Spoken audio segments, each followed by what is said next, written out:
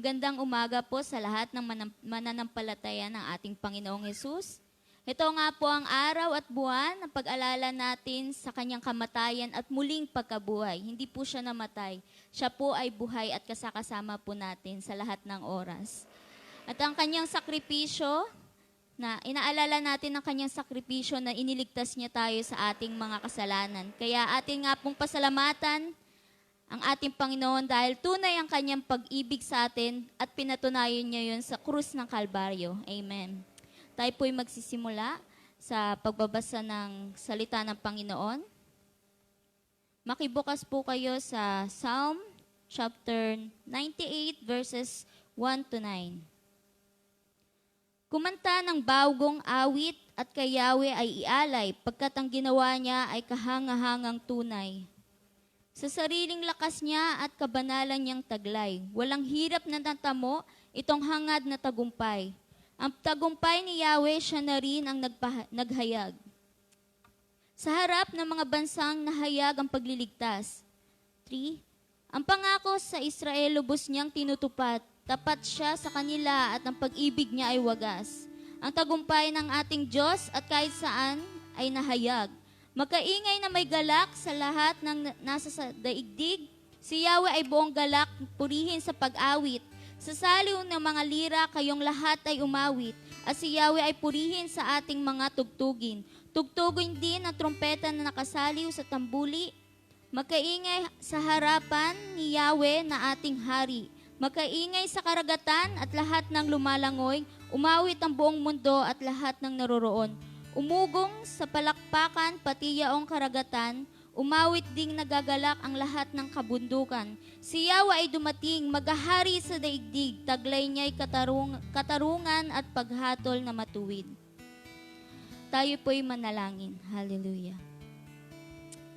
Pinupuri ka namin, Panginoon. Sinasamba namin ang iyong pangalan, O God.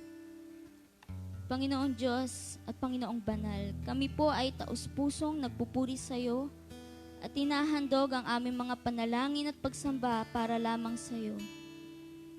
Batid po namin ang kung gaano ka makapangyarihan at dakila dahil ikaw ang lumikha ng langit at lupa. Pati sa aming buhay ay utang namin sa iyo, Panginoon. Salamat, Panginoon, sa buong linggong naranasan namin ang iyong gabay at biyaya. Ikaw ang nagbibigay ng karunungan, lakas at kaligayahan sa aming mga puso. Kahit kami ay nahihirapan, Panginoon, alam po namin ang iyong pag-comfort sa amin, O God. Salamat din, Panginoon, sa iyong sakripisyo at pagligtas sa amin, sa aming mga kasalanan, Panginoon. Nakita namin kung gaano mo kami kamahal, Panginoon. Patawarin mo kami sa aming mga pagkakasala, kung ano mang nakikita karumihan, O God, sa aming mga puso't isip at gawa. Lapatan niyo nga po ito ng kalinisan upang malayo sa anumang dungis na siyang nagiging sanhi ng pagkalayo namin sa iyo, Panginoon. At sa araw na ito, O God, patuloy mo kaming gabayan ang iyong mga lingkod, Panginoon, na tatayo mula sa aming pag-aawitan, O God. Gabayan mo kami hanggang sa mensahe, Lord God. Maghahatid ng iyong salita, Panginoon, gabayan mo siya nang maranasan namin, Panginoon, ng iyong presensya. Na maihatid namin, Panginoon, ng tama at naaayon ito sa iyong kalooban, O God. Pangunahan mo ang aming pananambahan. Alisin mo lahat nagiging hadlang sa pagpupuri namin sa iyo, sa pakikinig namin sa iyo, Panginoon, sa pagsunod namin sa iyo, God. Dahil ito ay walang space, Panginoon, dito sa aming pananambahan. In Jesus' name. Salamat sa iyong dakilang pagmamahal sa aming Panginoon. Ibinabalik namin sa iyo lahat ng papurit, pasasalamat sa pangalan ni Jesus. Amen and amen. Tayo nga pong ipagdiwan natin ang pagkabuhay ng ating Panginoon ay dahil hindi siya patay, nananatili siya sa puso't isipan ng bawat isa. Pasalamatan natin ang ating Panginoon dahil sa kanyang sukdulang biyaya. Amen. Hallelujah.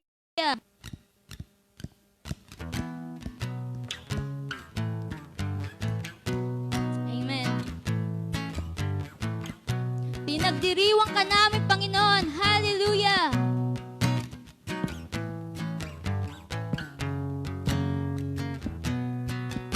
Kagalakan sa puso'y umaapaw at di maisalarawan ng awit at ng sayaw.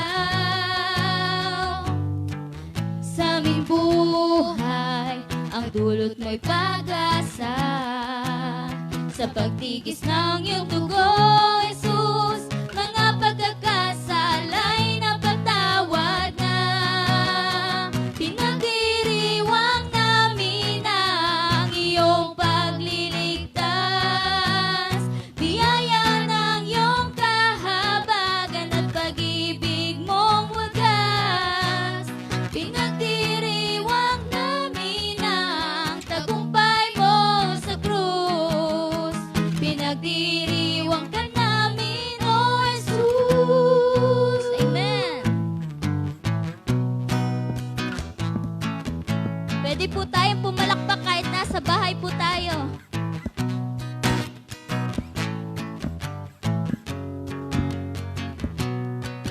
Kagalakan sa puso'y umaapaw at di maisalarawan ng awit at ng sayaw.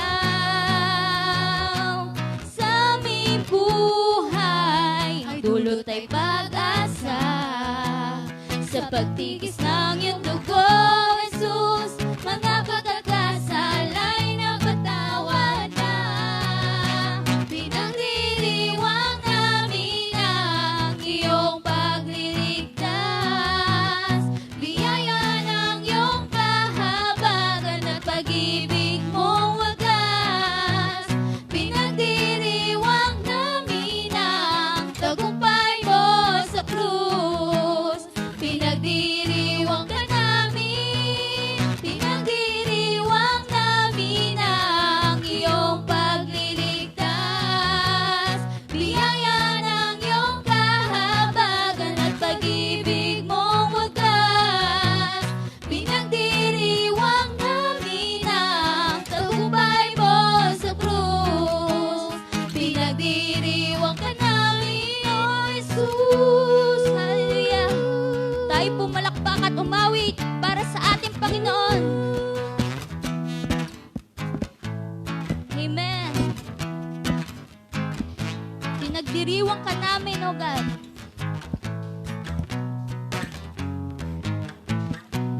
Pinagdiriwang ka, O Diyos, walang katulad talaga. O manunubos ko, mahal kita. Pinagdiriwang ka, pinagdiriwang. Pinagdiriwang ka, O Diyos, walang katulad talaga. O manunubos ko, mahal kita.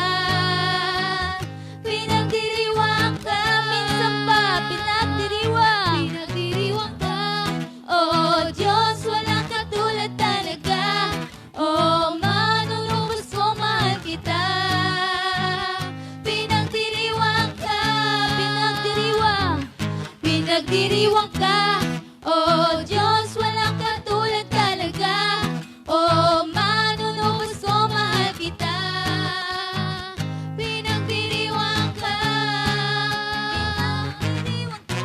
pinagdiriwang namin ang iyong pagliligtas.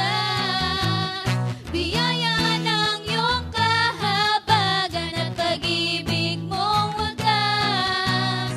Pinagdiriwang namin ang tagumpay mo sa krus. Pinagdiriwang ka namin, pinagdiriwang namin ang iyong pagliligtas. Biyaya ng iyong kahabagan at pag-ibig mong wagas. Pinagdiriwang namin ang tagumpay mo sa krus. Pinagdiriwang ka namin, O Jesus. Yes, Jesus. Hallelujah. Pinagdiriwang ka. Amen. Patuloy nating purihin ang ating Panginoon dahil sa kanya kamangha-manghang gawa. Hallelujah. Kami ay nagtitipon para sa iyo, Panginoon. Kami ay nagkatipon sa ngalan mo, Panginoon. Ang lahat ay nagdiriwang, ikaw ay kapiling ngayon. Umuulan ng pag-asa, kami ay nagkakaisa. Ano man ang aming katayuan, inibig mo ng lubusan. Sabay-sabay, sabay-sabay, nagagalak sa indak ng papuring ito. Sabay-sabay, nagagalak sa sayaw at papuri sa'yo. Kamang-amangang pag-ibig, lampas langit sa amin tumubos. Di karapat-dapat pagpalain, ngunit biyaya mo'y binuhos. Kamang-amangang pag-ibig, lampas langit, kami minahal mo lubos. Aming itatanghal, pangalan mo, Jesus. Amen. Hallelujah.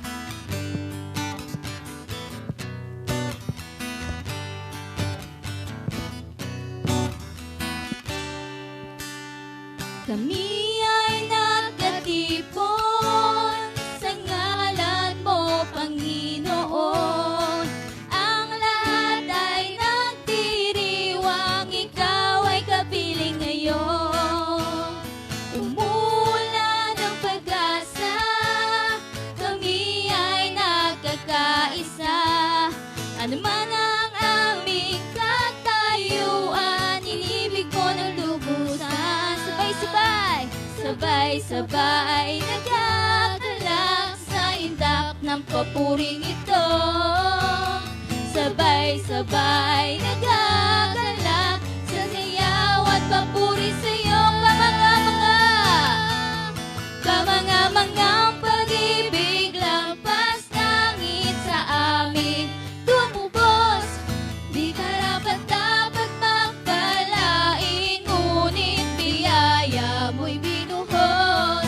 Kamang-amangang pag-ibig, lampas langit, kami minahal mo lubos. Aming itatanghal, pangalan mo, Jesus. Kamang-amangang pag-ibig, lampas langit sa amin tumubos. Di karapat-dapat pagpalain, ngunit biyaya mo'y binuhos. Kamang-amanghang pag-ibig, lampas langit, kami minahal mo lubos. Aming itatanghal, pangalan mo, Jesus. Hallelujah. Aming itatanghal ang pangalan mo. Dahil sa iyong pag-ibig na walang makakahigit, O God. Tayo sabay-sabay na umawit sa Panginoon. Sabay-sabay, nagagalak sa indak ng papuring ito. Sabay-sabay, nagagalak sa sayaw at papuri sa'yo. Kamang-hamang pag-ibig, lampas langit sa amin tumubos. Di karapat-dapat pagpalain, ngunit biyaya mo'y binuhos. Kamang-amanghang pag-ibig, lampas langit, kami minahal mo lubos. Aming itatanghal, pangalan mo, Jesus. Amen. Hallelujah. Yes, Jesus. Patuloy kaming mag-aawitan para sa iyo, God. Tunay nga ang iyong salita, Panginoon, ay isang tanglaw sa amin, Panginoon, na patuloy na pumapatnubay. Hallelujah. Sa landas na aming dinaraanan, ikaw ang siyang liwanag, nagsisisilbing tanglaw sa amin, Panginoon. Yes, Jesus. Kaya patuloy ka namin pasasalamatan. Hallelujah.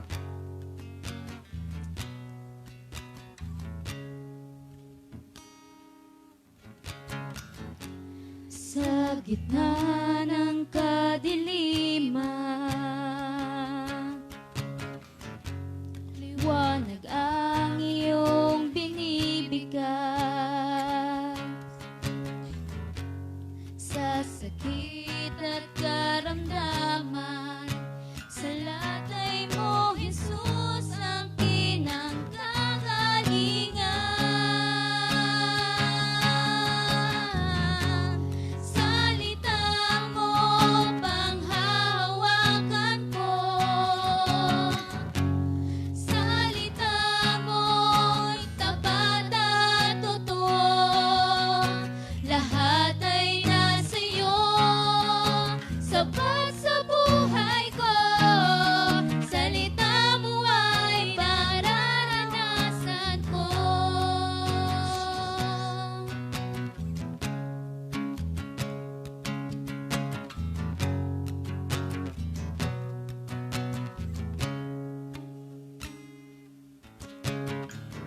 Pagkalito at kaguluhan, sagot mo ay kapayapaan.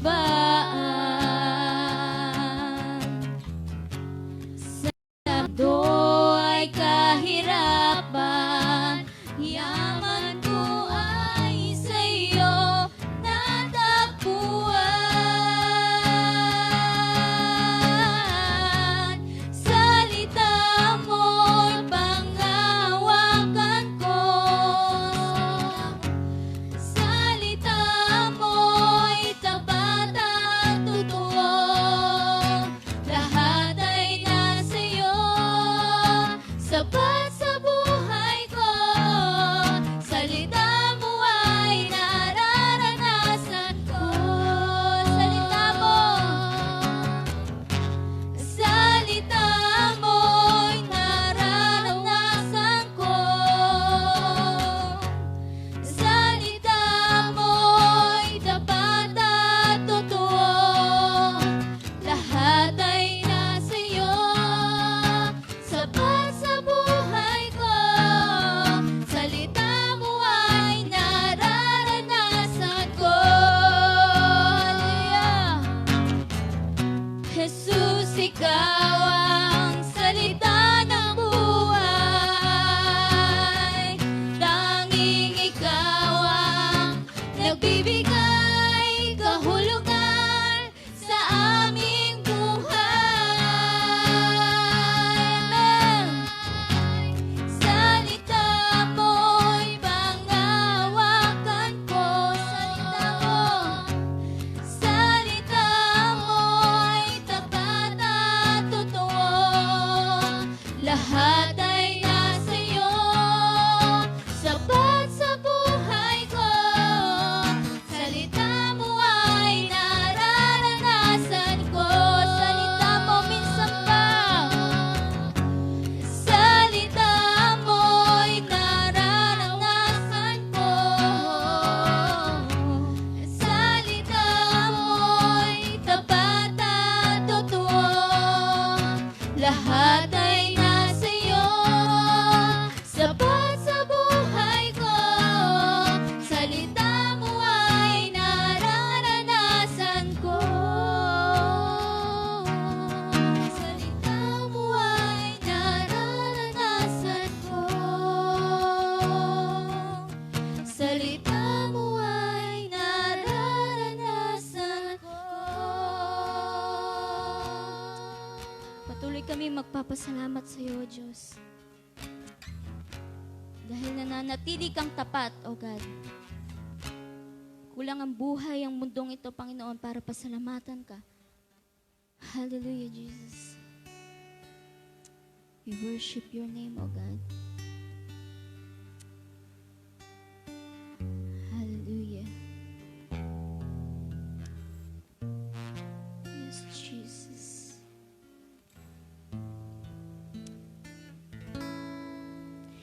Jesus, salamat. O Diyos, salamat. Nananatili kang tapat, ibinigay mo ang lahat.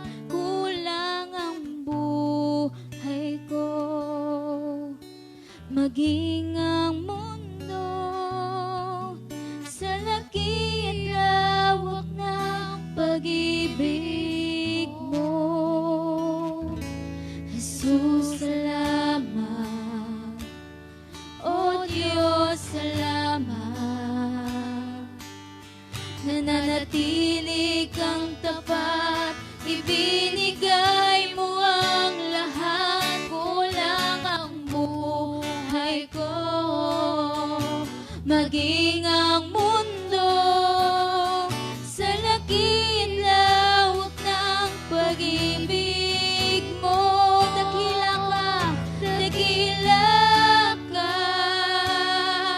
dakila ka, dakila ang pag-ibig mo.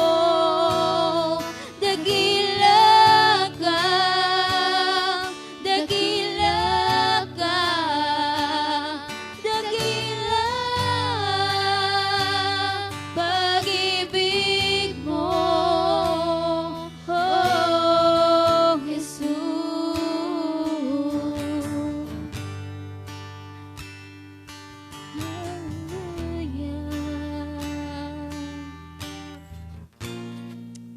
Jesus, Jesus, salamat. O Diyos, salamat. Nananatili kang tapat, ibinigay mo ang lahat, kulang ang buhay ko, maging ang mundo sa lakit lawak ng pag-ibig mo. Dakila ka, dakila ka, dakila ka, dakila ang pag-ibig mo. Dakila ka, dakila ka, dakila ka, dakila ang pag-ibig mo. Minsan pa, dakila ka, Panginoon. Hallelujah. Dakila ka. Yes, Jesus. Dakila ang pag-ibig mo. Dakila ka. Dakila ka. Dakila ang pag-ibig mo.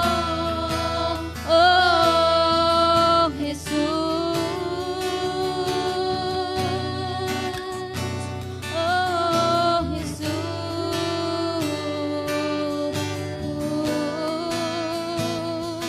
Hallelujah. Hallelujah. Hallelujah.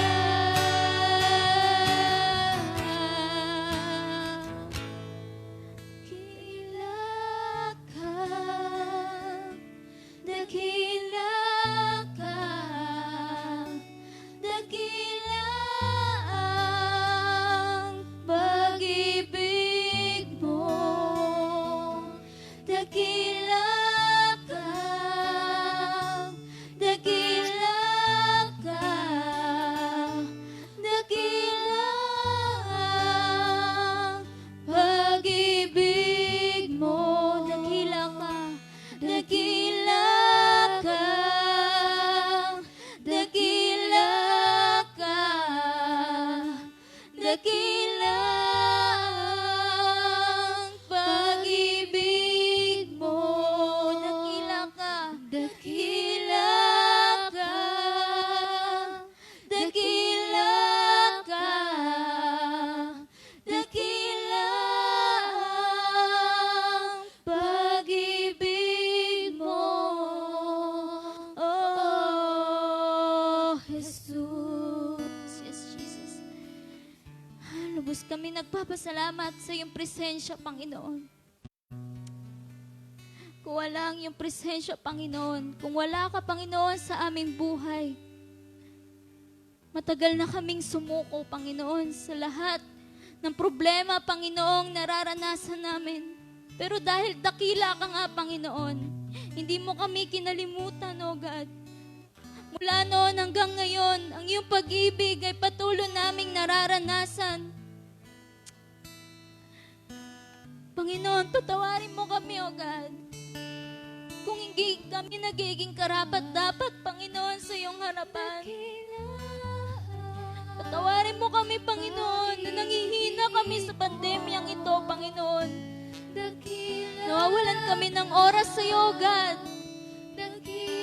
Dahil nasanay na kami, Panginoon.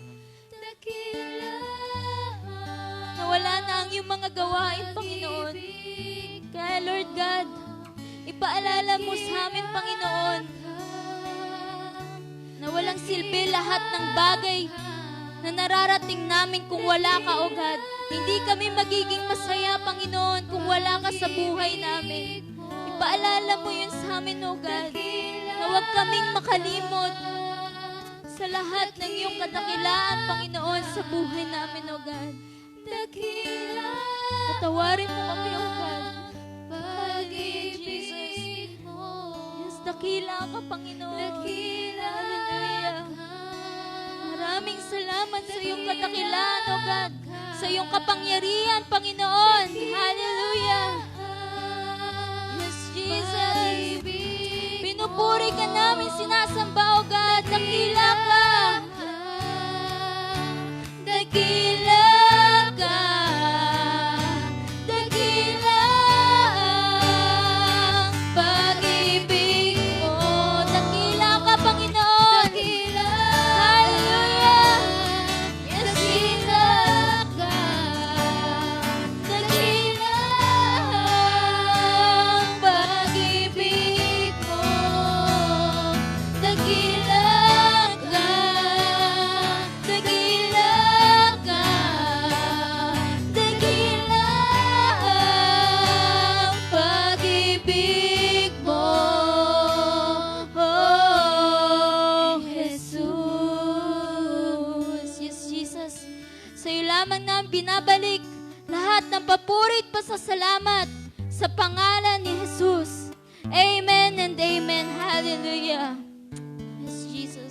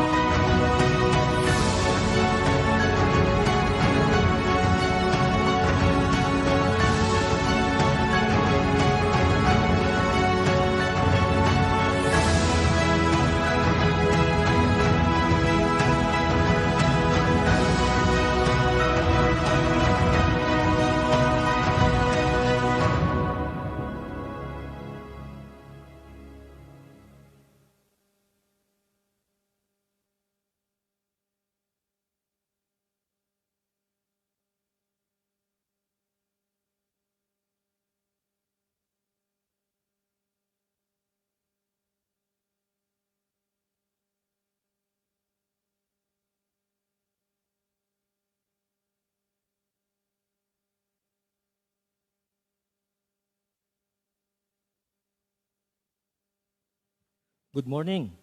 Kung kayo po ay may mga Biblia, samahan niyo po ako sa Philippians chapter 2, verses 5 to 11.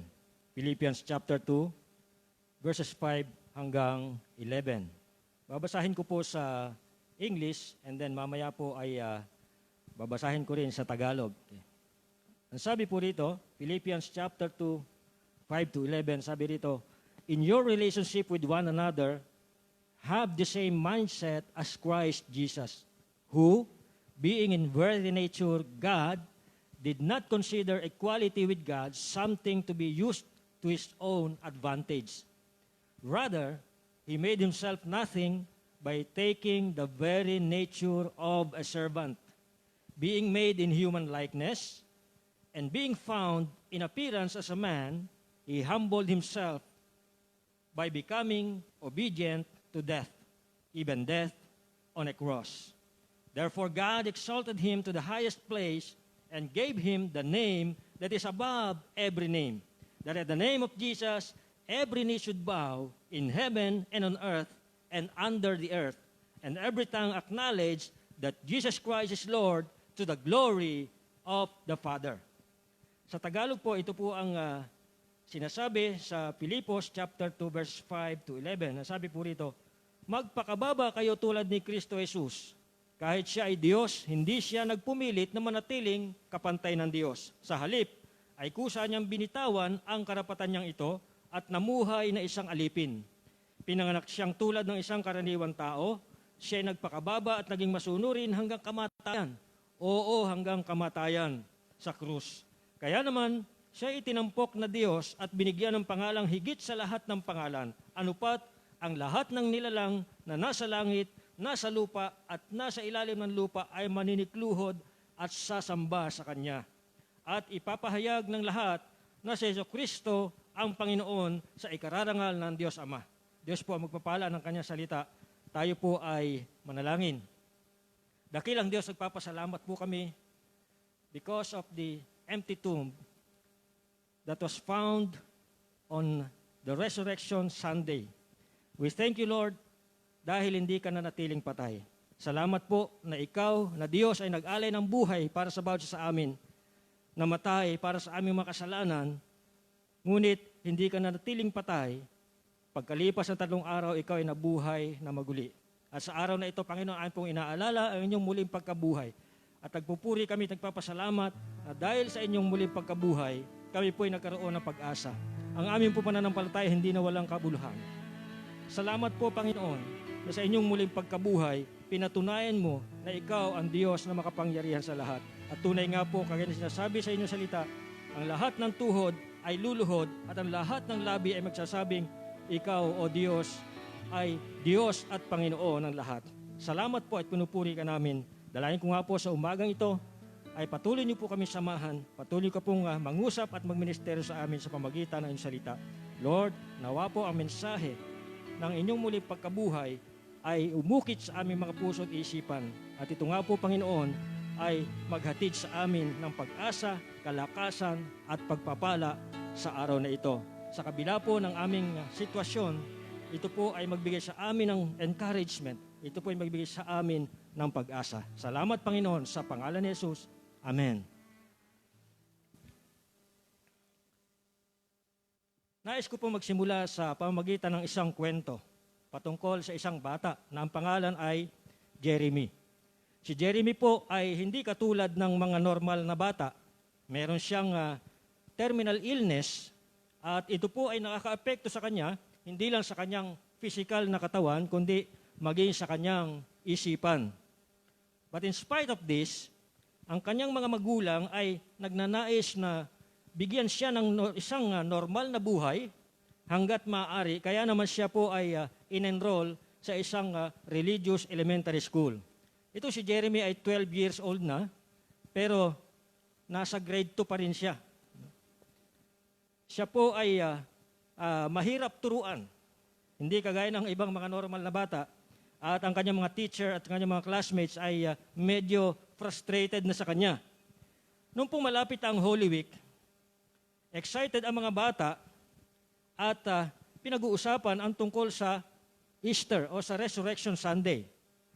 ang kanilang teacher ay nagkwento tungkol kay Jesus at para ma-emphasize yung idea ng pagkakaroon ng bagong buhay, binigyan niya ang kanyang mga estudyante ng tig-iisang plastic egg. At sila po ay binigyan ng assignment na sa kanilang pagbalik kinabukasan ay kailangang itong plastic egg na ibinigay sa kanilang teacher ay bigyan o lagyan ng isang bagay na nagsisimbolo o nagpapakita ng bagong buhay. Pagkatapos ay tinanong sila ni teacher kung naintindihan nila yung kanyang instruction. At ang lahat ng mga bata ay sumagot ng malakas na, "Yes, teacher." Lahat sila except kay Jeremy. Nakikinig lang siya habang nakatitig sa kanyang teacher. Naintindihan naman niya yung kwento tungkol kay Jesus at sa kanyang muling pagkabuhay. Ang tanong, naintindihan kaya niya yung ibinigay na assignment ng kanyang teacher? So naisip na lang ng kanyang teacher na tatawagan na lang yung parents si Jeremy para i-explain sa kanyang parents yung assignment na ibinigay. Kaya lang, naging busy siya, kaya nakalimutan niya ito. Kinabukasan, yung 19 na estudyante ay masayang bumalik at pumasok sa kanilang classroom at inilagay sa isang basket yung kanilang dalang mga plastic eggs kagaya ng instruction ng teacher. Pagkatapos sila sa kanilang math lesson, dumating yung time na bubuksan na yung mga plastic eggs. So, nung kinuha ni teacher yung unang plastic egg at binuksan niya ito, pagbukas niya ay meron itong lamang flower, bulaklak. So sabi ni teacher, yes, ang flower ay sign of new life. Okay? Kasi kapag ang halaman ay tumubo sa lupa, yung binhi ay umuusbong at nagkakaroon ng bagong buhay. So, sabi nung isang batang babae doon sa unahan ng upuan, sa bandang unahan, "Teacher, sa akin po yung egg na yan." So, sabi ni teacher, "Yes, very good." No? So, pupunta siya ron sa pangalawang egg. Yung second egg ay may lamang plastic na butterfly. At sa unang tingin, parang totoong butterfly. So, hinawakan ni teacher yung butterfly, yung plastic na butterfly, at sabi niya, "Yes, that is new life." Alam natin ang isang caterpillar ay nagbabago at nagiging isang magandang butterfly. And yes, that is a symbol of new life. Sabi naman ng isang bata, "Teacher, sa akin po yan." So, pagdating doon sa pangatlong egg, pagbukas ni teacher, may lamang bato na may lumot.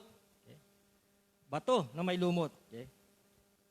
Ang sabi ni teacher, yes, itong bato na may lumot is also a sign of new life. Sabi naman ng isang batang lalaki sa bandang hulihan, "Teacher, dalawa po kami ni Daddy na nanguha ng bato na yan." So, pagdating doon sa pang-apat na egg, pagbukas ni teacher, walang laman.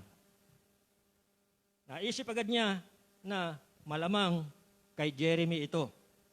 At siguro, hindi niya naintindihan yung instruction. No? Bakit kasi naging busy ako at nakalimutan katawagan yung kanyang mga parents.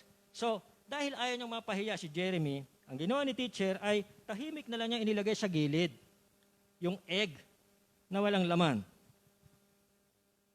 At nung akmang kukuhanin na niya yung iba pang egg, biglang nagsalita si Jeremy.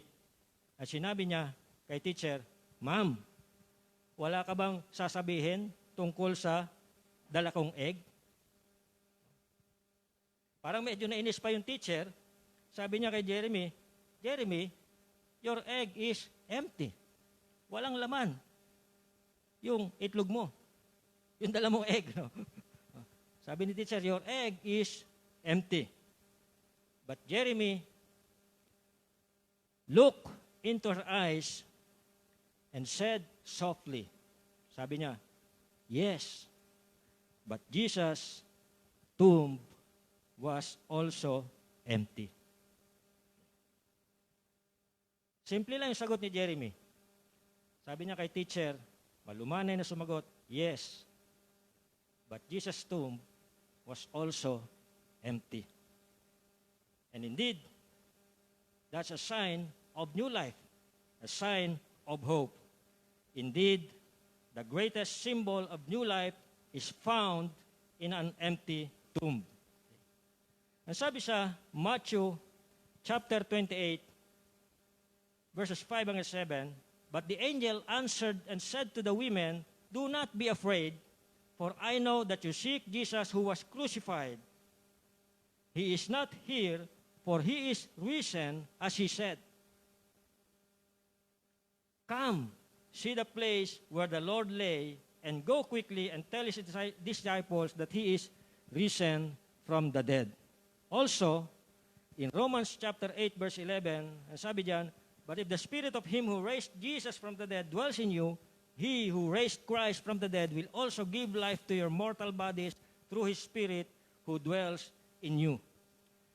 Mga kapatid, nakasama ko dito ngayon, ang mga kapatid na nagsisimbahay ngayon, sa kanilang mga tahanan, this morning we will talk about 3 empty promises.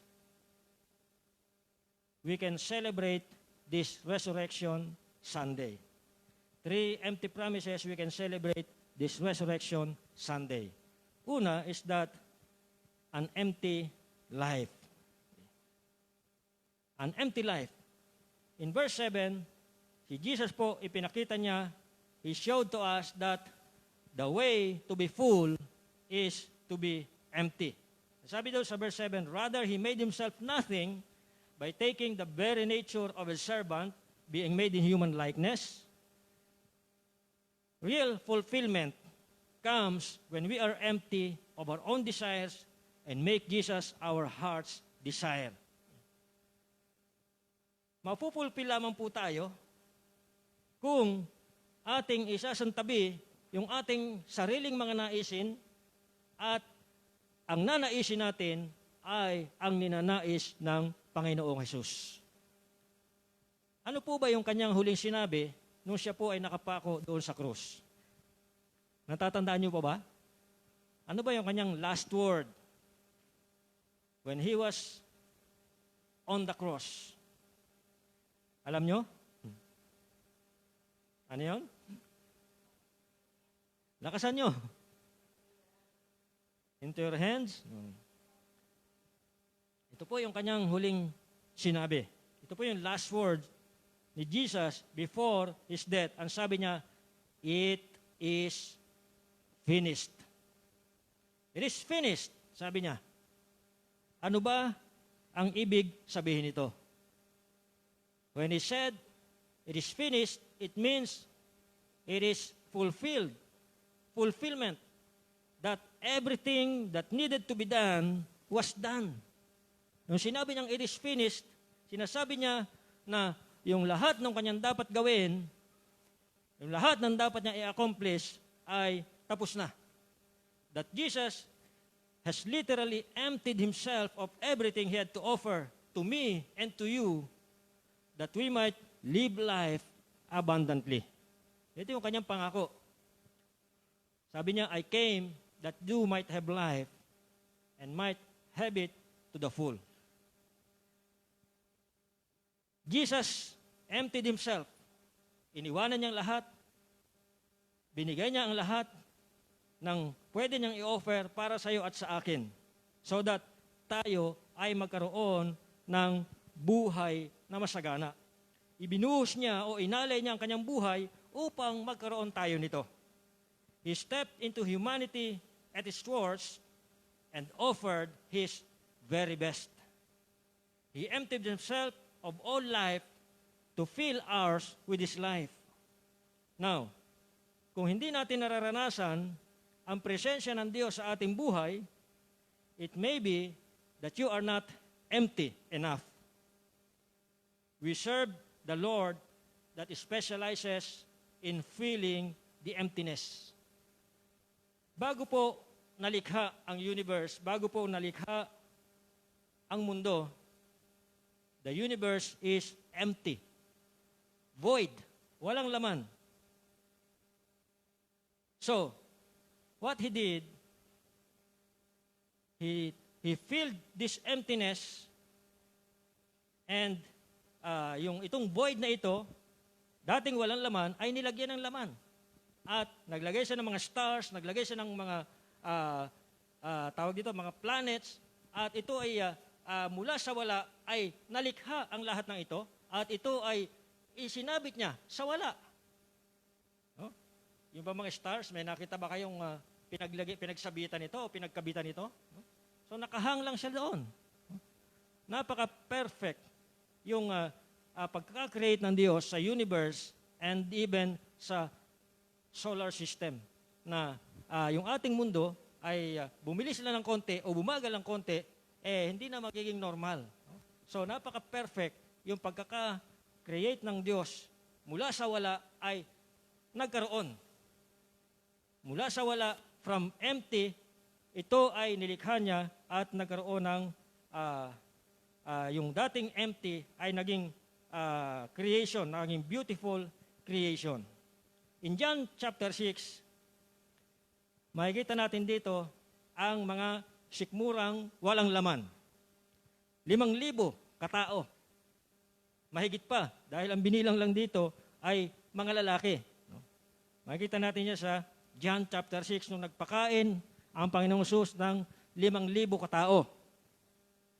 5,000 plus yung kanyang pinakain nung araw na yon. Now, dito po, there are 4 plans na inoffer ng mga disciples. Okay? Una, sabi ng mga disciples, dahil malapit ang dumilim, 5,000 mahigit na tao yung nando doon, mga nagugutom, no? Ito yung kanilang action plan. Sabi ng mga disciples, Panginoon, hindi natin kayang pakainin itong ganito karami. Ba't di na lang natin sila pauwiin para matapos sa itong problema natin? Sabi ng mga disciples. Okay? But sabi ni Jesus, kung pauwiin natin yan, mga nagugutom na yung mga yan, baka himatayin na yan sa daan, sa kanilang pag-uwi. Because they are running on empty. So, ang sasakyan, kapag natuyuan ng gasolina, titirik yan. Ang tao, kapag walang laman ng sikmura at pinaglakad mo, hihimatayin yan. Magkukulaps yan.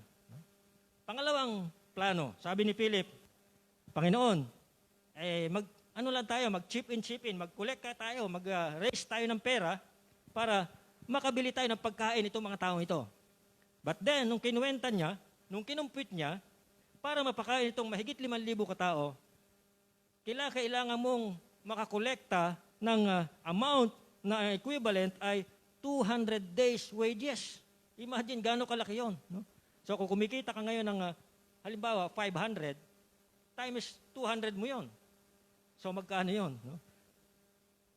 50,000? No? So parang gano'n. No? So parang imposible rin na makakolekta ka ng gano'n kalaki at that moment. No? So kahit na isa-isahin mo yung tao na nando doon,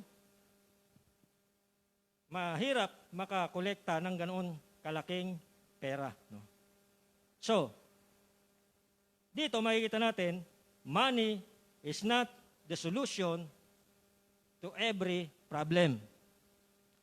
Ang sabi nga, hindi lahat kayang bili ng pera.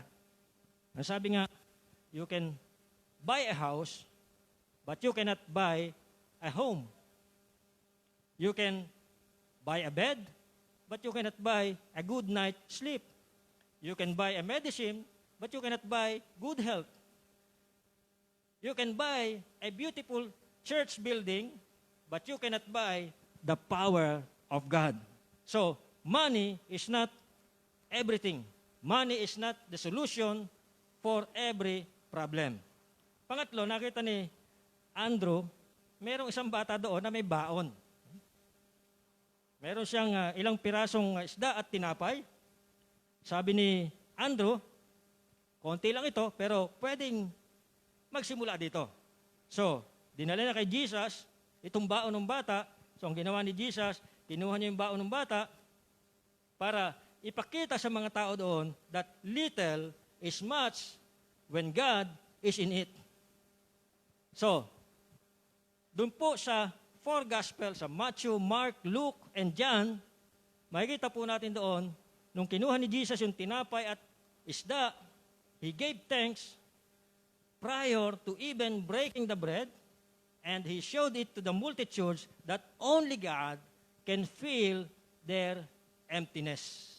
Again, we serve a Lord that specializes in filling emptiness. In John chapter 2, He filled some empty pots. Alam niyo yung tapayan? No? Yung malalaking tapayan, ganito yung gamit namin sa probinsya dati, yung istakan ng tubig. Ito yung iniigiban ko noon, yung malaking banga siya, no? Lalagyan ng tubig. No? Mayroon pa kami hanggang ngayon sa probinsya. No?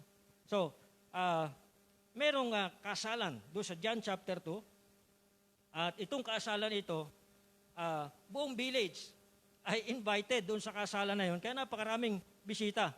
Nung panahon nila, kapag merong okasyon, buong village ay invited. And even sa panahon natin yan, dito sa ating, lalo sa probinsya, kapag kasalan, mag-invite ka ng isang tao, pag dumating yan, isang jeep yung kasama.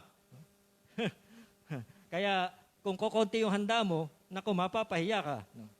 So, kasi pag nag-invite ka lang ng isang tao, pag pumunta yan, isang jeep yung kasama. No?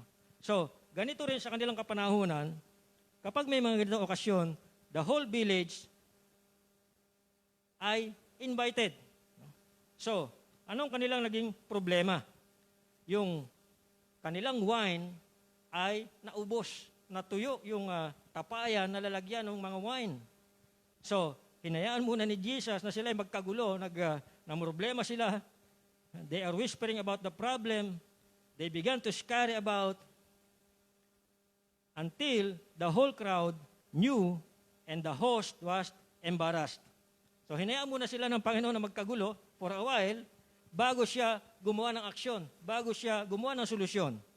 He allowed them to feel their emptiness, to feel their inadequacy, and He waited until they ran out of options. So nung nakita ni Jesus na wala na silang option, wala na silang magagawa, kinuha niya yung mga water pots o yung tapayan, yung mga tapayan na walang laman, at sabi niya, lagyan niyo ng tubig, punuin niyo ng tubig. And then, from there, He worked the miracle. So, nung pinuno ng tubig, yung tapayan, itong tubig ay naging wine. At nung matikman nila, mas masarap pa kaysa doon sa mga unang na-serve, doon sa naubos na wine. Mas masarap pa itong na huling wine. And the joy that the world has to offer is just temporary. Mga kapatid, tandaan po natin ito. Yung joy o yung kasiyahan na pwedeng i-offer ng mundo sa atin ay pansamantala lang. It always runs out. Nauubos ito, natatapos ito. And the result is always a void left over. Emptiness. Diba? No? I remember, during my high school days, marami akong kabarkada. No? So kapag kasama ko yung mga kabarkada ko, inuman, party, yes, ang saya. Pero kapag nag-iisa na lang ako, doon ko na-feel yung emptiness. Doon ko na-feel yung kalungkutan, yung inadequacy. So, the joy that the world has to offer is just a temporary, and ito ay laging natatapos at merong limitasyon. And the result is always a void left over. But the joy of the Lord is always new and is always satisfying. The world offers you its best at first until you get hooked, and then it's all a downhill from there. Yung joy o yung kasiyahan na ino-offer ng mundo, lagi lang niyang maganda sa una. No? Pero after the first day, doon na magsisimula yung pabagsak ka na ng pabagsak. No? The best day you will ever spend in sin will be the first day. No? Yun lang yung yung unang araw lang na para makapibigay sa iyo ng pansamantalang kasiyahan. Hebrews talks about the pleasures of sin for a season. And in Proverbs chapter 14, sabi doon, even in laughter, the heart is sorrowful. And the end of that mirth is heaviness. And sabi rin sa Proverbs 20, verse 17, bread of deceit is sweet to a man, but afterwards his mouth shall be filled with gravel. No? But itong si Jesus, He gives a miraculous joy that never ends. Hindi po nauubos, hindi po natatapos itong joy na inaalok ng Panginoon Jesus. And He gives us His best from the start and somehow, miraculously makes the joy grow and get even better. So habang tumatagal, nagiging much better yung joy na binibigay ni Jesus. Hindi kagaya ng kasalanan. Sa first day ka lang masisiyahan, and then, the preceding days, talagang pabagsak ka na ng pabagsak. Pero kay Jesus, no, yung joy na binibigay niya, every day is always new and always satisfying at laging hindi nauubos itong kasiyahan na ito, itong kagalakan, itong joy na binibigay ni Jesus. And truly, every day with Jesus is sweeter than the day before. Di ba? Kinakanta natin ito. Every day with Jesus is sweeter than the day before. And the longer we serve Him, the sweeter He grows. So Jesus took water pots that were used in those days for external washing and made them useful for something internal, something deeper and more satisfying. He created something fulfilling and He used emptiness to do it. Again, we serve a Lord that specializes in filling the emptiness. Ang tanong, is your life empty? If you are not experiencing intimacy with Christ on a daily basis, it may be that though you feel empty, you're not empty enough. So we have to make room for Jesus, making Him a priority. Ano ba yung mga kinakailangan natin i-empty sa buhay natin? Una, we need to be emptied of sin. Tanggalin natin yung mga pabigat na yan sa ating buhay. God can fill a vessel that has no room to pour into. Hindi malalaman na ng Diyos ang iyong lalagyan kung yan ay puno. Ano ba yung pumupuno? Minsan, kasalanan. No? It is an impossibility if we harbor sin in our lives. Alam naman natin na kapag naging Kristiyano tayo, hindi ibig sabihin na magiging perfecto na tayo. There are times nagkakasala pa rin tayo because we are still in our flesh. We are still in this world. But sabi sa Bible, we are in the world but not of this world. So, ibig sabihin, bagamat nandito tayo sa mundo, huwag tayong manatili sa kasalanan. We need to be emptied of sin so that God can fill us. So that God can fill our vessel. At kung puno ito ng kasalanan, hindi ito malalagyan ng Panginoon. Hindi ito mapupunuan ng Panginoon. So, una, dapat tayong maging empty sa kasalanan. And then, we also need to be emptied of self. Mga kapatid, we will never find intimacy with Christ until we stop bowing down to the shrine ourselves. Hanggang hindi natin isinasantabi ang ating sarili, sabi ni Jesus, if you want to follow me, deny yourself. We will never find intimacy with Christ until we stop bowing down to the shrine of self. And then we also need to be emptied of substitutes. We need to be very careful. Maging maingat po tayo.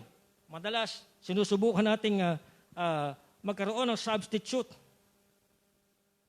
Substitute service for surrender. Substitute service or substitute work for worship. Si Martha, kung matandaan natin, yung magkapatid na si Martha at si Mary, Martha becomes Mary when she drops her to-do list and falls at the feet of Jesus. Ano ba pagkakaiba ni Martha at Mary? Nung dumating si Jesus sa kanilang bahay, si Mary naupo sa paanan ni Jesus at nakinig sa pangangaral ni Jesus. Si Martha nandun sa kusina, abalang-abala sa pagluluto at pag-aasikaso ng kanya ipapakain. But when she drops her to-do list at kagaya ni Mary ay naupo sa paanan ni Jesus, then doon niya nagsimula na ma-experience niya yung intimacy with Jesus. So, we have to be very careful. Baka minsan masyadong tayong preoccupied, masyadong tayong busy sa ibang bagay, pero nakalimutan na natin ang Panginoon. Minsan we are busy with the kingdom, but not with the King. Minsan masyado tayong busy sa ministry, pero kumusta na yung ating devotion? Kumusta na yung ating quiet time? Napaka-active mo sa church, pero wala ka naman devotion. So, how can you experience intimacy with Jesus? So, minsan naglalagay tayo ng mga substitute. Instead na ito yung ginagawa natin, ito yung ipinapalit natin. Instead nagde-devotion tayo, masyado tayong, sige, mag-active na lang ako sa ministry, mag-active na lang ako sa church, pero kahit once a week, hindi man lang makapag-devotion. Accept no other substitutes for the filling of the Spirit. Don't fill yourself up with other things like ano ba yung mga bagay na ginagawa. Empty yourself out of this altar. Empty the sin. Empty the self. And all the substitute. Mga kapatid, this Resurrection Sunday, we have the promise of an empty life. Jesus is our example, and we should follow in those footsteps. Also, we can see an empty cross. Nung hindi pa ako Kristiyano, bata pa ako noon, mahilig ako doon sa kwintas na cross. Diba? May mga plastic pa nga niyan, kahit plastic. Mayroon ako lagi noon, no? Nakakwintas sa akin yun. Kaya lang, yung cross na yun ay, kung titingnan mo, mayroon pang nakapako doon. So yung cross na yun, kinukwintas ko noon, may laman. Hindi siya empty. No? But here, after Jesus died on that cross, after 3 days, siya po ay muling nabuhay. Kaya po yung cross na yun ay wala ng laman. Kagaya na nakikita ngayon natin dito sa ating harapan. Itong cross na ito, wala ng laman. Dahil yung ipinako doon, ay wala na. At muling nabuhay at ngayon ay, sabi sa Biblia, nasa kanan ng Diyos Ama. And He is interceding for us. The cross is empty, and yet, it is full of God's promises. Ano ba sinasabi sa atin itong empty cross na ito? The empty cross tells me that I can be forgiven of all my sin. Yan po ang sinasabi. Yan po yung mensahe ng empty cross. That I can be forgiven of all my sin. Ito pong cross na ito, it was a cruel place of death. Tawag dito, ano ba sa Tagalog ang cruel? Karumal-dumal. Kapag ikaw nahatulang ipako sa krus, ito'y isang karumal-dumal na kaparusahan. Karumal-dumal na kamatayan. Now, Jesus was beaten. Hindi lang siya binugbog, hinagupit pa siya, dinuraan siya, he was broken, no? And he was bruised. Habang siya po ay nandoon sa cross, he took our sins upon himself. Dala-dala niya lahat ng kasalanan at inako niya itong kasalanan na ito at kasama niya na ipinako doon sa krus so that tayo po ay makaligtas doon sa kaparusahan ng kasalanan na yun. Sa halip na tayo po ipapako doon sa krus, inako po niya ito at lahat ng kasalanan ay daladalan niya, inako niya, at kasama niyang ipinako doon sa krus. And here, Jesus showed that the way to go up is down.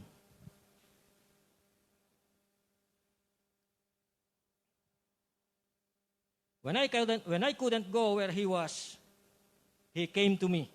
He came down to my level when I couldn't get up to his level. The empty cross tells me that I can be free from my past and have a great life in and through Jesus. This empty cross is the place where he died, but today, it is empty. Wala nang laman. Kaya nga, itong cross natin, wala nang laman. Wala nang nakapako. It is empty of Jesus' body, but full of God's promises. Full of hope for you and for me. The promise of the empty cross is that you and I stand forgiven. Ito po ang mensahe ng krus na wala nang laman, na ikaw at ako sa harapan ng Diyos ay inihayag ng matuwid at ang ating mga kasalanan ay pinatawad niya.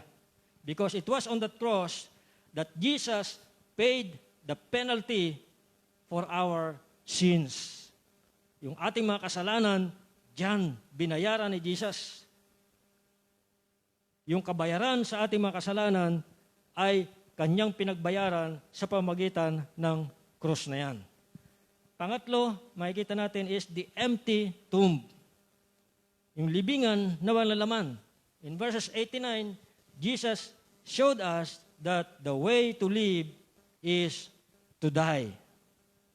The way to live is to die. Without the empty tomb, there is no Savior. There is no salvation. There is no hope. And nothing is sure. Alam niyo, kung hindi nabuhay si Jesus, kung nanatili siyang patay, nasa kasalanan pa rin tayo ngayon. At yung ating pananampalataya ay walang kabuluhan. But because the tomb is empty, because He is risen from the dead, yung ating pananampalataya ay nagkaroon ng kabuluhan. At tayo ay nagkaroon ng pag-asa. We have this blessed hope wherein someday we can be in the presence of God, worshiping Him all the days of our lives. That someday we will be there to live with Him, to be with Him for eternity. Because of that empty tomb. Kung hindi siya nabuhay na maguli, lahat na ito ay walang kabuluhan. Tomb, sabi sa isang, I don't know if this is a hymn or a poem, sabi rito, tomb, you shall not hold him longer. Death is strong, but life is stronger. Stronger than the dark, the light, is stronger than the wrong, the right. Faith and hope triumphant say, Christ will rise on Easter Day. While the patient earth lies waiting till the morning shall be breaking, shuddering beneath the burden dread of her master, cold and dead, hark, she hears the angel says, Christ will rise on Easter Day. And when the sunrise smites the mountains, pouring light from heavenly fountains, then the earth blooms out to greet once again the blessed feet, and her countless voices say, Christ has risen on Easter Day. For in fact, of the empty tomb is the truth of the resurrection of Jesus Christ and the promise to every one of us that we too will be raised to eternal life.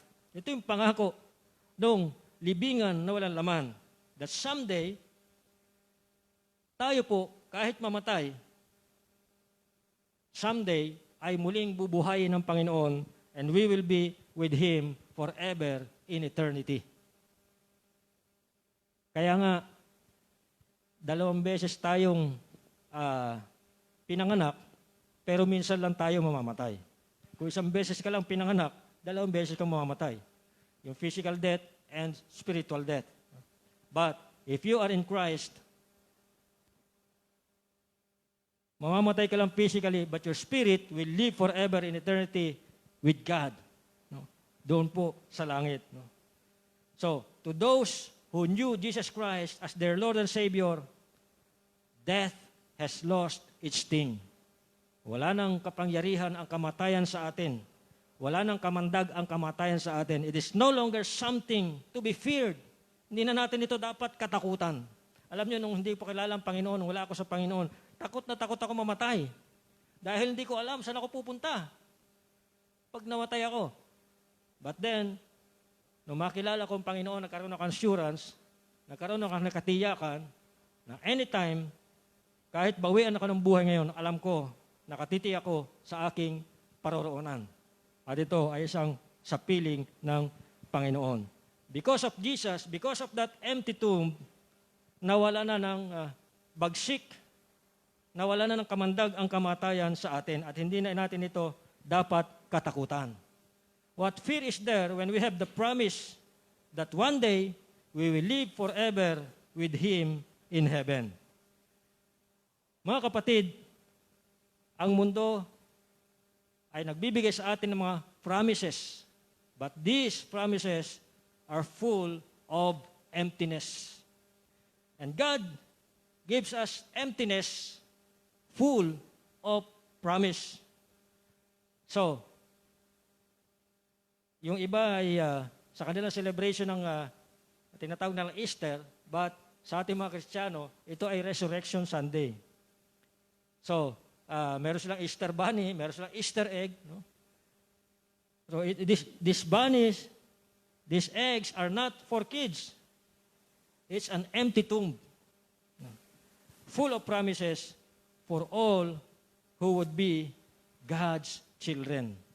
This empty life, this empty cross, and this empty tomb is full of, are full of God's promises to all His children and to all who would be His children. Let us pray. Salamat, Panginoon, sa mga pangako mula sa inyong salita na nakita namin sa umagang ito. The empty life, the empty cross, and the empty tomb. These are all empty, but these are all full of promises from your word that someday, ito po ay nagbigay sa amin ng pag-asa, ito po ay nagbibigay sa amin ng pag-asa na balang araw, kami po ay makaparoroon sa inyong presensya, sa piling niyo, Panginoon, at doon ay mabubuhay ng walang hanggan. Salamat, Panginoon, sapagkat tunay nga po na kung kami po ay nakipag-isa sa inyo, kami po ay may buhay na walang hanggan. Salamat sa buhay, Panginoon, na inalay mo ang iyong sariling buhay upang kami po ay magkaroon ng buhay na walang hanggan. Pinupuri ka namin, dinadakila ka namin itong aming dalangin sa pangalan ni Jesus. Amen.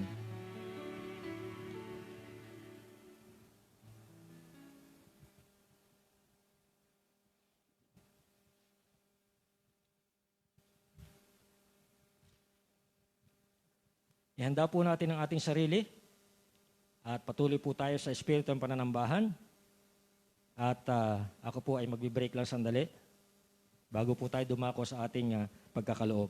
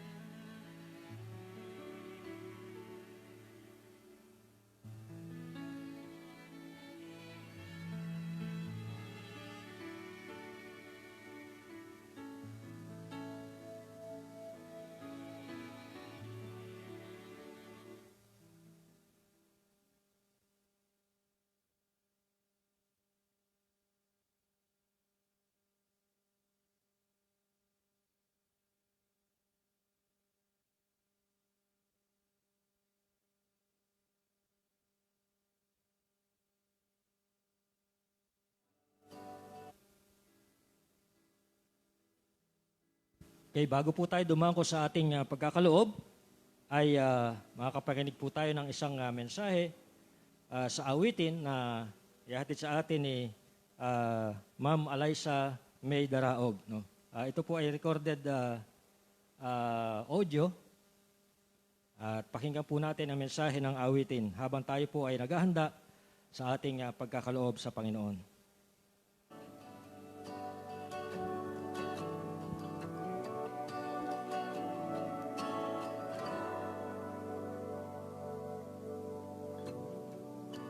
Savior, I come, quiet my soul. Remember,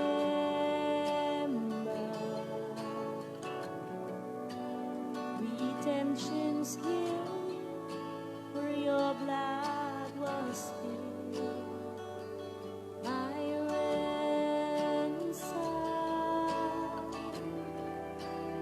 everything I once held dear, I count it all as lost. Lead me to the cross where your love poured out. Bring me to my knees, Lord, I lay me down. Rid me of myself, I belong to you. Oh, lead me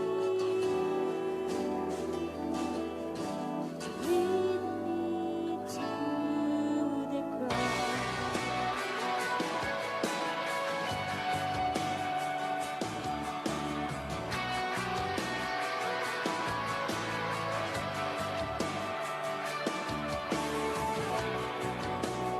You were as I tempted and found.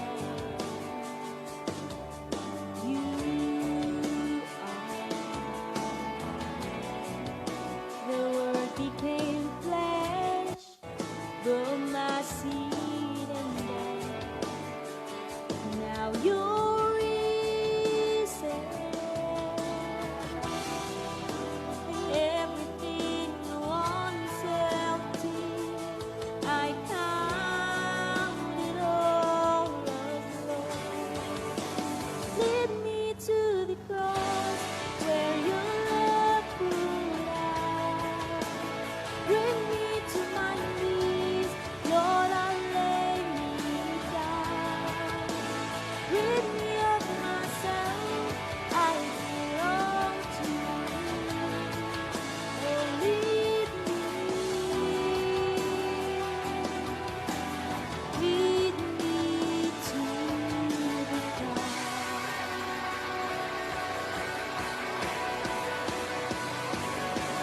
Your heart,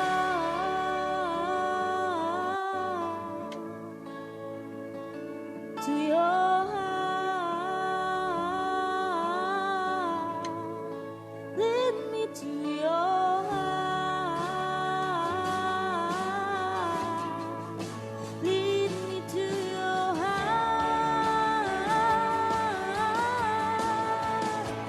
lead me to the cross where your love poured out. Bring me to my knees, Lord, I lay me down. Rid me of myself, I belong to you. Oh, lead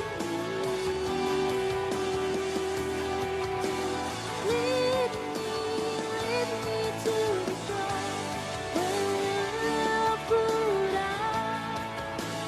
Bring me to my knees, Lord, I lay me down.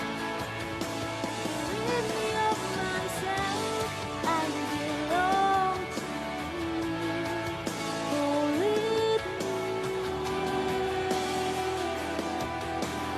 me to the cross.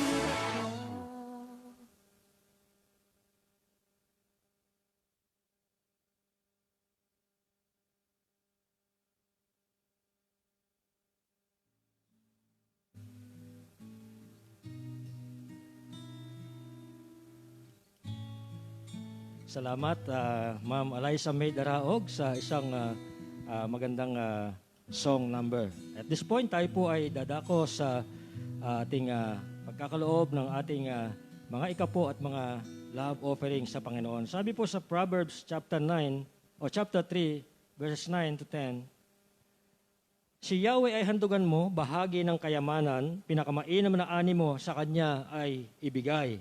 Sa gayon, kamalig mo ay lagi nang aapaw, sisidlan ng inumin ay hindi nga matutuyuan. So kung nais nating mag-umapaw sa pagpapala, ang sabi ng Panginoon, o ang sabi sa salita ng Panginoon, handugan natin ang Panginoon. Handugan natin siya ng bahagi ng ating kayamanan. At ibigay natin sa Kanya yung pinakamainam, the best gift that we can ever give to Him. Ito po yung ating ipagkaloob sa Kanya. Sabi rito, pinakamainam na ani mo sa Kanya ay ibigay. Sa gayon, ang kamalig mo ay laging aapaw. No? Sa ating kapanahunan, yung kamalig na yan, pwedeng equivalent niyan yung ating wallet. No?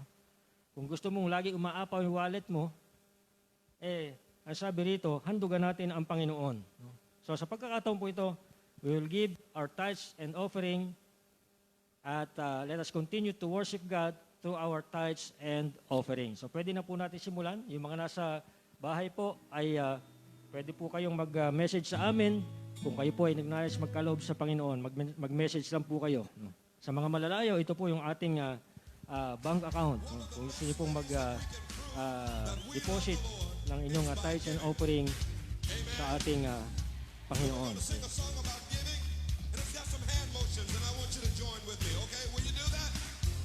Here we go, watch me.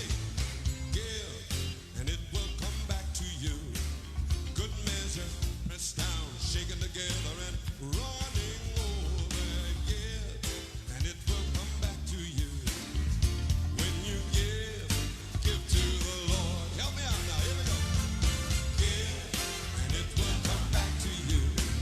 Good measure, pressed down, shaken together, and running over. Give. Let us all rise. At ating pong awitin yung ating doxology. Praise God from whom all blessings flow. Praise Him all creatures here below. Praise Him above the heavenly host. Praise Father, Son, and Holy Ghost. Amen. Amen. For our announcement, upcoming events, ang ating mga kabataan ay mayroong Leadership Summit sa April 10. Tama ba? May registration to, no? Ang registration ay 150. Tapos ang venue ay sa Cells Alive. Okay? So kung ma-extend uli ang, dahil extended nga uli pala, ang ECQ, instead na pupunta sa Cells Alive, ito po ay magiging virtual. Okay? So kung kayo po ay walang, anong araw ba yon? Saturday. So pwede rin kayong, pero konti lang, mag-gather dito, mga youth, at dito manood ng virtual. No? So, okay. So, and then, gusto ko po natin acknowledge, pasalamatan, yung mga kapatid po natin na kasama ko ngayon dito. Meron akong 6 na kasama rito ngayon. Pampito ako. No? So, layo-layo naman po kami. Hindi po kami nagdidikit-dikit. No? At sumusunod po kami sa protocol.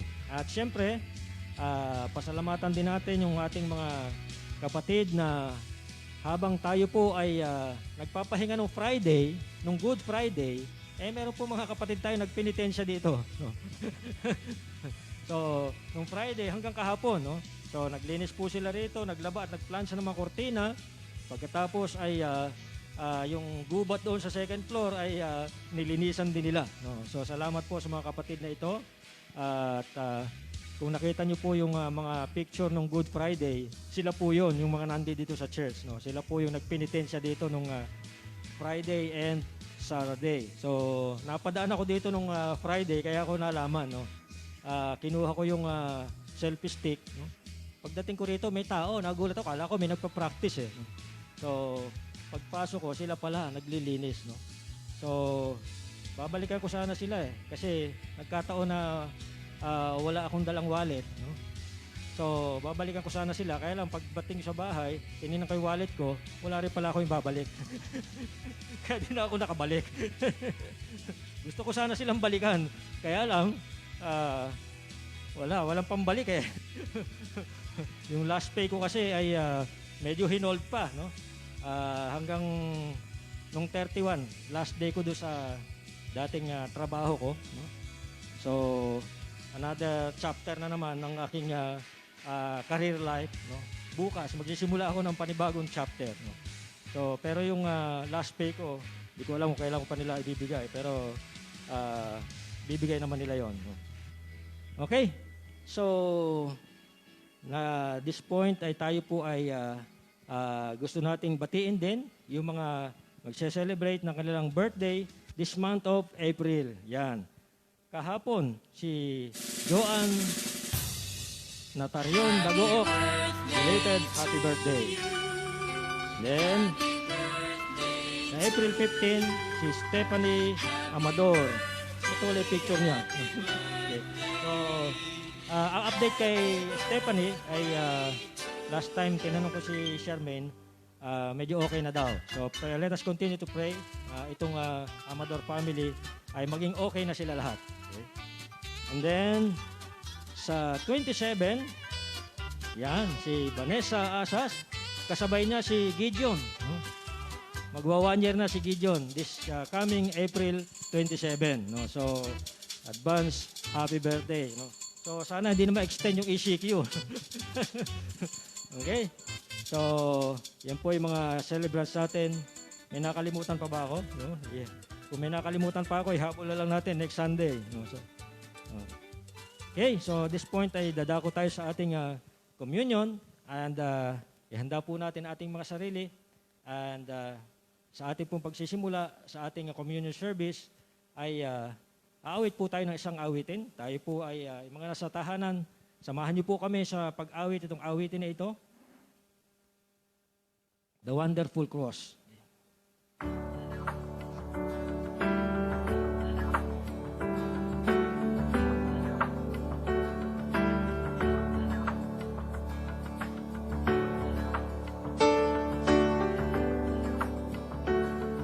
Let's continue to worship God through this song, The Wonderful Cross.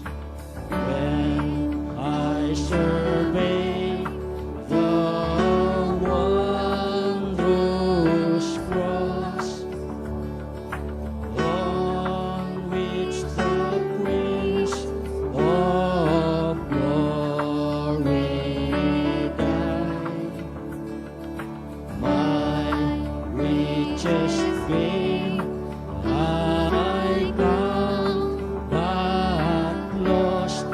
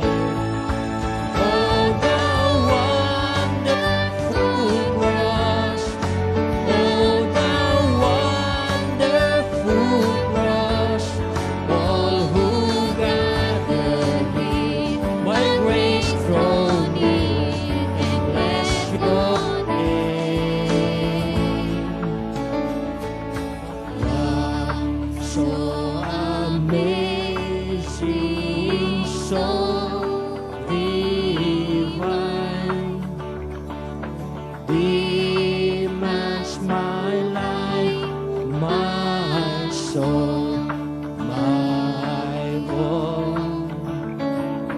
It's the beauty and the shame. It's the glory of His name. Oh, the wonderful cross. Oh, the wonderful cross bids me come and die and find that I may truly live.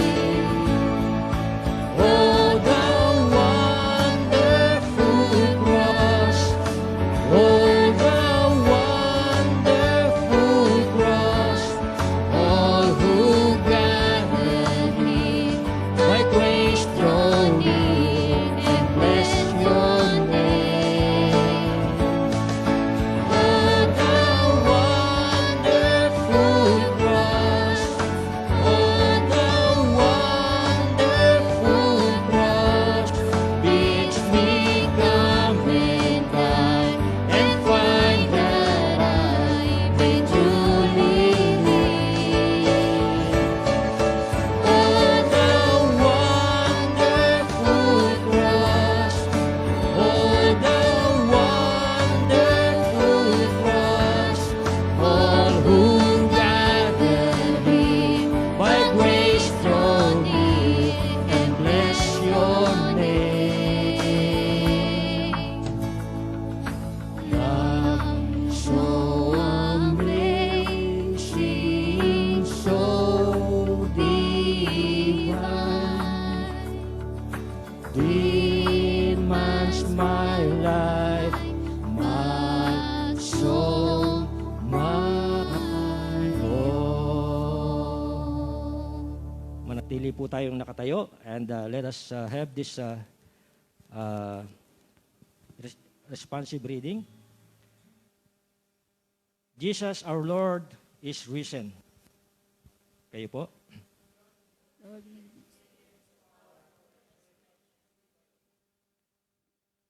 The call of freedom has been sounded.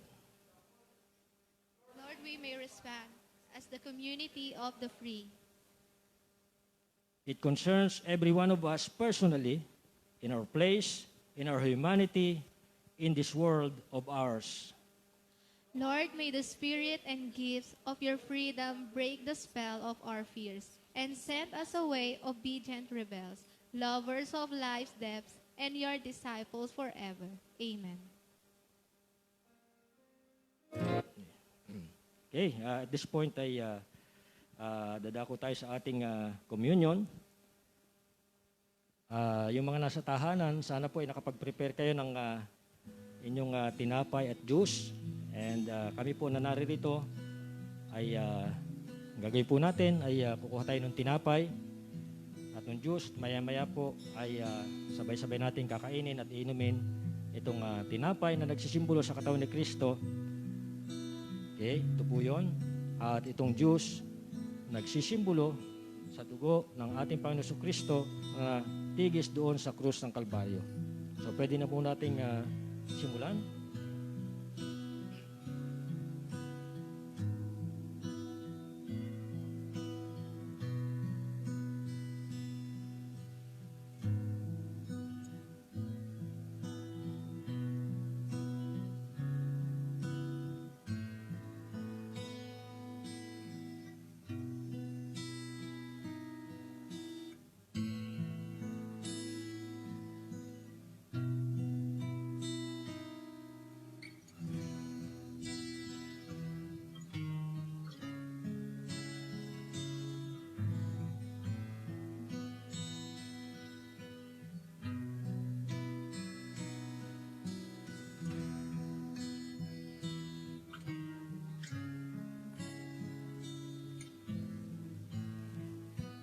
Yung po mga nasa kanya-kanyang tahanan, samahan niyo po kami sa communion service na ito. Kung hindi po kayo nakapaghanda ng tinapay at juice, ay samahan niyo po kami through prayer. No? So, let us commemorate the sufferings and sacrifices of our Lord Jesus so that tayo po ay mapalaya sa ating mga kasalanan. Okay? Ito pong gawain na ito ay isang taimtim na pagpapahayag ng kamatayan ng ating Panginoon at ng kanyang muling pagbabalik. No? At ito po ay isang pag-aalaala sa kagandahang loob ng Diyos sa pamamagitan ng kanyang mabiyayang pagpapatawad sa ating mga kasalanan. Ito po ay isang gawain na hindi lamang isang ritual, kundi ito po ay sumasalamin sa bagong tipan ng ating pakikipag-ugnayan sa Diyos sa pamamagitan ng kamatayan ni Jesucristo doon sa krus ng Kalbaryo. At sa ating pong sa pagkakataon po ito ay tayo po ay sama-samang manalangin. Panalangin po natin ang simbolo ng katawan ni Kristo. Panginoon namin Diyos, lubos ang aming pasasalamat sa dakilang pagmamahal niyo sa amin. Bagamat kami po ay hindi karapat-dapat, ay minarapat niyo pa rin po kami maging mga anak po ninyo sa pamagitan ng kamatayan ng aming Panginoon Kristo doon sa krus ng Kalbaryo para sa kapatawaran ng aming mga kasalanan. Panginoon, dinadalangin po namin na sa mga oras sa ito, sa aming pong pagtanggap sa simbolo ng katawan ng aming Panginoon Kristo na nabayubay doon sa krus, patuloy po ninyong pag-alabi ng aming mga puso sa pagpupuri sa inyo. Pagpalain niyo po ang simbolong ito. Ito pong ordinaryong tinapay na dinukod para sa gawain na ito, Panginoon. Pagpalain niyo po ito, Panginoon, at i-consecrate. At nawa po, ito rin po ay magiging pagpapala sa amin na tatanggap nito. Maging nasa kanilang mga tahanan, Panginoon, natatanggap nito, pagpalain niyo po sila, Panginoon. Salamat po sa pangalan ni Jesus. Amen. Ito ang aral na tinanggap ko sa Panginoon at ibinibigay ko naman sa inyo. Ang Panginoong Jesus, nung gabing siya'y ipagkanulo, dumampot ng tinapay, nagpasalamat, at pinagpiraperso ito at sinabi, ito ang aking katawan na inihahandog para sa inyo. Gawin ninyo ito bilang pag-alaala sa akin. Mga kapatid, tanggapin po natin lahat ang simbolo ng katawan ni Kristo.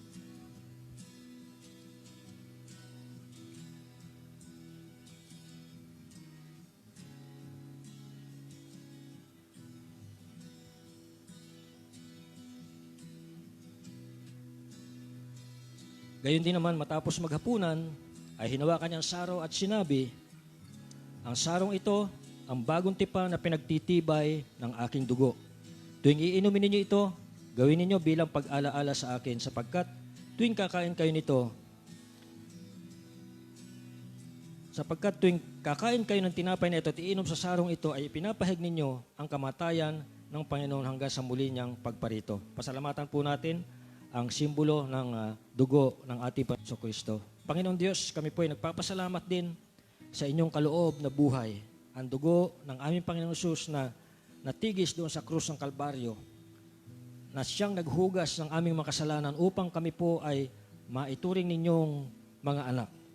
Inahandog po namin sa inyo ang aming pagsamba at pasasalamat bilang isang haing buhay para sa kaluluwalhati ng inyong pangalan. Habang patuloy po naming ipinapahayag ang inyong kaharian at ang inyong muling pagbabalik. Ito ang aming dalangin sa pangalan ni Jesus. Amen. Tanggapin po natin lahat ang simbolo ng dugo ni Kristo.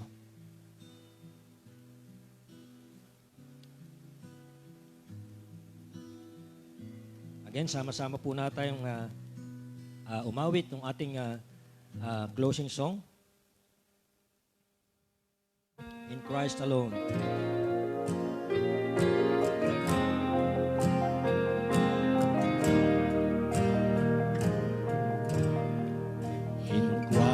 Alone, my hope is found. He is my light, my strength, my song. This cornerstone, this solid ground, firm through the fiercest drought and storm. What heights of love, what depths of peace, when fears are still, when striving cease, my comforter, my all in all.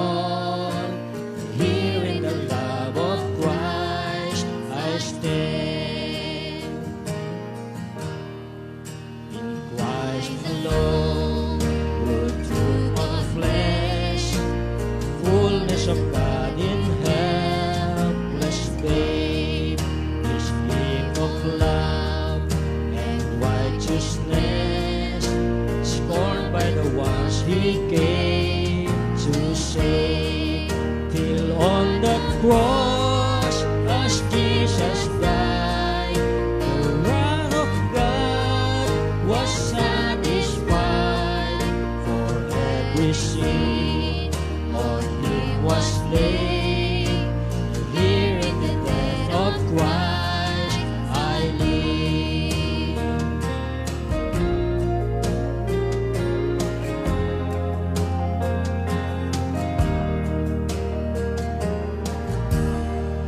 There in the ground his body lay, light of the world my darkness lay. Then bursting forth in glorious flame, out from the grave he rose again.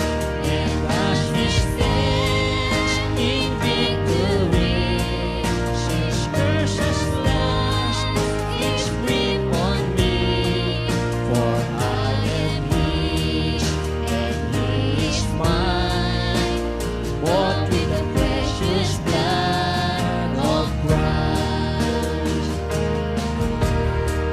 No living life, no fear in death, this is the power of Christ in me. From Exodus Christ to final breath, Jesus commands my destiny. No power of hell, no scheme of man can ever stop me from his strength. Till he returns, no cause me home. Here in the power of Christ I stand. No power of hell, no scheme of man can ever pluck me from his hand. If he returns or calls me home, here in the power of Christ I stand. Amen. Tayo po'y manalangin. Salamat po, Panginoon, sa araw na ito na minsan pa ay kami po ay nakapiling ka sa pamagitan po ng pananambahang ito at maging sa banal na hapunan na ito, Panginoon. We praise you and we thank you. And we continue to commit to you. Mga kapatid po namin, Panginoon, may mga karamdaman, Panginoon, hipuin niyo po ang bahagi ng kanilang katawan na may dinaramdam ngayon, Panginoon. Panginoon, abutin niyo po ang mga kapatid na ito. Alam niyo po ang kanilang nararamdaman ngayon, Panginoon. Alam niyo po ang kanilang mga karamdaman. And we believe in you that you are our great healer. Salamat po, Panginoon, that the power, yung ito pong kapangyarihan na bumuhay muli sa inyo mula sa mga patay, ay siya ring power, Panginoon, na siyang makapagpapagaling sa aming mga kapatid na ito na may mga karamdaman ngayon, Panginoon. At sa mga kapatid na ito, sa kanilang mga tahanan, tanggapin niyo po ang kagalingan na nagmumula sa Panginoon. Let us declare and let us claim this healing power from God. And that healing power will make you well and will make you strong. Salamat, Panginoon, sa kagalingan na ipinagkakaloob nyo. Salamat sa paghipo nyo sa bawat isa. Dalayan ko po, Panginoon, patuloy po kami samahan, patuloy po kami papagtagumpayin, patuloy po kami ingatan, Panginoon, sa banta ng COVID-19 na ito na ngayon ay muli na namang dumarami, Panginoon. Lord, we pray for our country. Tulungan niyo po ang mga namumuno, Panginoon, kung paano po ito harapin, paano po ito susolusyonan. Dalayan ko, Panginoon, gabayan niyo po yung aming mga tagapanguna. Gabayan niyo po yung aming mga leaders, Panginoon, na sa pagharap sa panibagong pagsubok na ito, tulungan niyo po sila, Panginoon, ng aming bansa ay magabayan at ang mga kababayan, Panginoon, ay matulungan, Panginoon. Dalahin ko, Lord, na i-provide niyo po yung mga pangailangan upang ang aming mga kababayan na naghihirap, Panginoon, ay matulungan at maibsan ang kanilang mga kahirapan. Pagpalain niyo po ang aming mga tagapamuno, pagpalain niyo po ang bawat ahensya ng gobyerno, at nawa, Panginoon, magkaroon po ng pagkakaisa sa pagsugpo at paglaban sa pandemyang ito, Panginoon. Dalayan ko po, gamitin niyo po yung mga doktor At bigyan niyo po sila ng kalakasan sa patuloy na pagpaikibakan nila, Panginoon. Yung mga frontliners, Panginoon, yung mga health workers na ngayon ay muli na namang nakakaranas ng paghihirap dahil sa pagdami ng mga pasyente, Panginoon. Tulungan niyo po sila, give them extra strength, Panginoon. Give them your protection, Panginoon, upang sila po ay hindi mahawa at sila po ay patuloy na mapaglingkuran at matreat, Panginoon, yung mga COVID patients, Panginoon, sa iba't ibang mga ospital. Lord, strengthen them, bless them, and protect them and provide for them, Panginoon. Lord, kinukumit po namin sa iyo ang mga pangyayaring ito, ang mga kaganapang ito sa aming bansa. Muli po, na-extend na naman ang ECQ. We pray, O God, na sa pamagitan nito ay mapigilan po yung tuloy-tuloy na pagdami nitong mga COVID cases. We thank you, Lord, because you are our God who is more powerful than everyone, Panginoon. Wala nga pong maikukumpara sa inyo, Panginoon, dahil ikaw lang nag-iisang Diyos na makapangyarihan. Ikaw ang Diyos na buhay. Ikaw ang Diyos na muling nabuhay at mabubuhay magpakailanman. Salamat, Panginoon. Dinadakila ka namin. Naway lubusan kayong pabanalin ng Diyos na siyang nagbibigay ng kapayapaan at naway panatilihin niyang walang kapintasan ang buo ninyong katauhan. Ang Espiritu, kaluluwa at katawan hanggang sa pagparito ng ating Panginoon Kristo. Tapat ang tumawag sa inyo at gagawin niya ang mga bagay na ito. Sumayin niyo nawa ang pagpapala ng ating Panginoon Kristo. Amen. Amen. God bless you all. Happy Resurrection Sunday to everyone.